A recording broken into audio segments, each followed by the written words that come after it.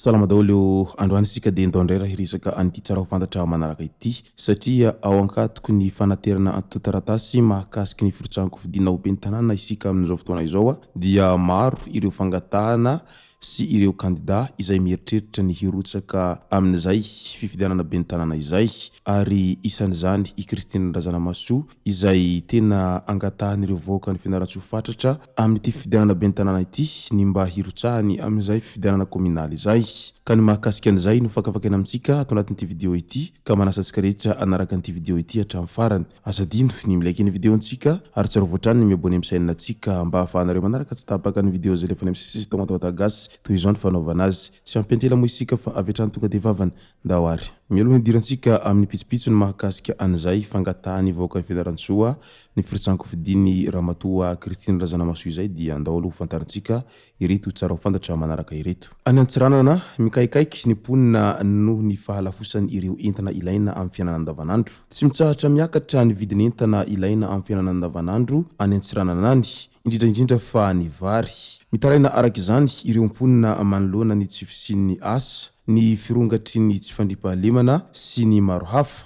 etsy andaniny ny fahefa mividy tsy mitsahatra mitotongana tsy any antsiranana herery ihany anefa ny izay fiakaran'ny vidim-piainana izay fa hita manerana nosy izay fidangany vidim-piainana izay nefa moa ny karama tsy miakatra fa ny vidim-piainana mihala foana any Antsirabe indray maro ny lalana potika ary hahina ho tapaka amin'ny fotoam-pahavaratra sahirana ireo mponina sy ny mpampiasa lalana ao amin'ny fokotany Voajanahary hiazo any fokotany tsy afahy ao amin'ny komina ambonivohitry ny Antsirabe noho ny fahasimbany lalana izay efa antaonany maro tsy nasipamboarana sahirana araka izany ireo tantsaha eo amin'ny fitaterana ny vokatra ka miteraka fatiantoka ho azy ireo tsy misy ihany koa ny fijerevana ataon'ireo tompon'andraikitra mahakasika an'izay fahasimbany lalana izay eo amin'ny fahantrana sy ny fidiran'ny mpianatra indray maro ireo tsy nahavidy ny fitaovana hatramin'izao herinandro taorian'ny fidirana taom-pianarana vaovao mbola maro ireo mpianatra tsy afaka nanomboka izany taom-pianarana izany araka ny tokony ho izy antony voalohany amin'izany ny fahantrana izay iainany ray aman-dreny ankehitriny olana arabola izay tsy nahafahana ny vidiny fitaovam-pianarana araka ny tokony ho izy mialohan'ny fidirana ofisialy izao any amin'ny distrikany Faratsio indray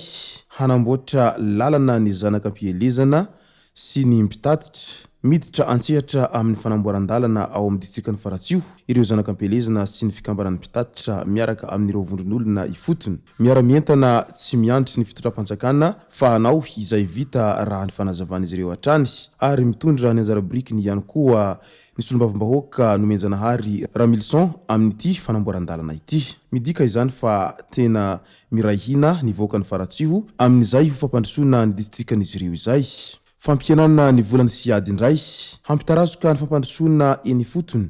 izay nampanantenainy ireo solombavambahoaka ireo mponina isaky ny distrikta ny fampihenana ny volany siady na ny crédit d'investissement destiné à l'appui au développement hoy ny solombavambahoaka ny Madagasikara ny siady izay nanampy betsaka amin'ny fanamboarana fotodrafitrasa sy ny fanampiana ny vahoaka saingy izao na ina ny fanjakana noho ny tsy fananam-bola angambany na ihany koa noho ny tsy fahaiza mitantana eo amin'ny resaka fifidianana kominaly indray dia matahotra ho resy ve ny antoko izay miaraka amin'ny fitondrana ka manirika ny mpifaninana io ny fantanina izay mipetraka eny anivon'ny fiarahamonina eny matahotra ho resy ireo kandida-panjakana amin'ny fifidianana ben'ny tanàna ity hoy ny mpanao politika ka mitady fomba rehetra hanakanana sy haniliana ireo mpifaninana aminy raha io fanasarotana ny antotan-taratasy ilaina amin'ny fifidianana io maro no mety tsy hanana afa-tsy ny kandida iray izay taratry ny tsy fisian'ny demokrasia fa ihany koa tsy hitondra makany amin'ny fampandrosoana hoy ny mpanao politika raha manaraka ny toe-java-misy amin'izao fotoana izao.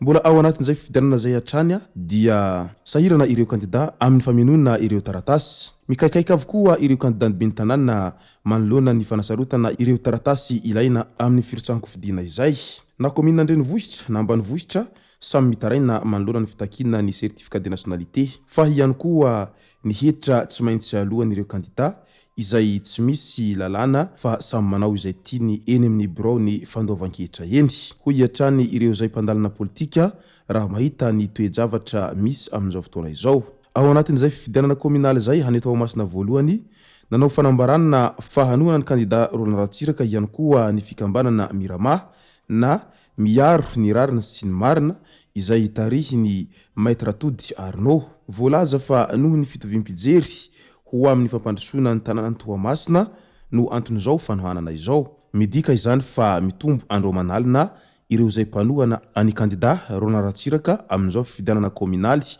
ao Toamasina voalohany izao, satria ny tenany raha teo efa solombavambahoaka ao Toamasina voalohany ao ka raha ny sitsiny raha toa ka maro ireo zay mpanaradia sy mpanohana azy amin'izay fifidianana izay. Raha araky ny fahavinonana sy ny fanohanany ireo voaka marobe Roland Ratsiraka ao Toamasina ao dia raha ny tombatomba na hatreto dia izy zany no mety ho ben'ny tanàna ny Toamasina voalohany ao amin'ity fifidianana kominaly ity. Any Fianarantsoa indray dia maro ireo vahoaka no mangataka sy mitalao mba hirotsahany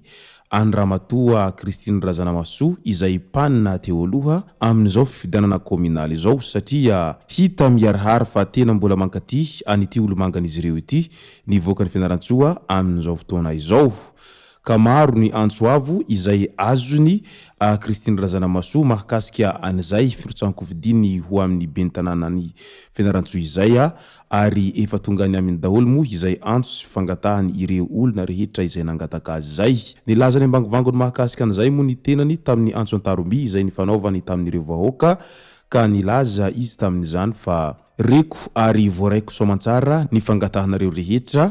amin'ny mba hirotsahako amin'ny fifidianana kominaly ho avy izao. Eto ampandinihana an'izany rehetra izany ny tenako fa tsy maintsy horenareo afaka fotoana fohy ny valinteniko mahakasika an'izay firotsahan-kofidiana ho kominaly izay. Tsapako ary hitako fa tena mankaty ahy ianareo ary tena faly aho amin'izao fanaovana antso Antarobia aminareo izao manoloana an'izay fahatsapako ny fitiavanareo ahy mafy dia mafy izao. Tsy mbola nilaza ny tena fanapahan-keviny moa ny tenany fa nilaza izy fa mbola hieritreritra kely dia ho teneniny eo hatrany ny valinteniny mahakasika an'izay. Raha araka ny hitantsika hatramin'izay moa dia somary efa fotoana lavalava no tsy nahenona Andramatoa Christine Razanamasoa intsony taoriny filatsahan-kofidiany tamin'ny fifidianana solombavambahoaka farany teo iny izay tsy nahalany azy moa izany tao ambato finandrahana tao. Izay sy zay angamba ny masaka azona roso tao anatin'ity video ity tompoko lasy tompoko vavy. Misaotra tsika rehetra nanaraka an'ity video ity hatramin'ny farany.